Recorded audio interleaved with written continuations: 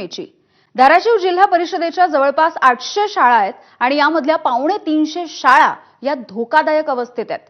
उन्हाळी सुट्टीमध्ये जिल्हा नियोजन समितीने मंजूर केलेल्या कामामधून दुरुस्तीची कामे केली जातात, पण राजकारण करण्याच्या नादामध्ये जिल्हा नियोजन समितीच्या निधीला ब्रेक लागल्यामुळे यंदा ही दुरुस्तीची कामे होऊ शकलेली नाहीयेत आणि परिणामी विद्यार्थ्यांना याच पडक्या शाळांमध्ये जीव मुठीत घेऊन सध्या शिक्षण घ्यावं लागतंय।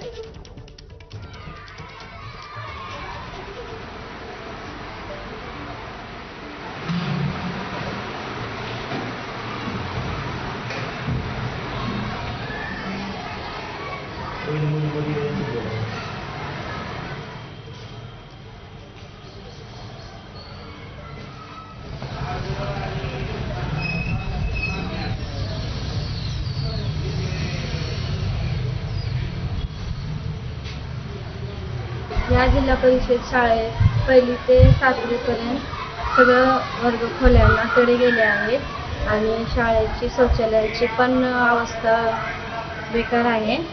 तरी मी शासनाला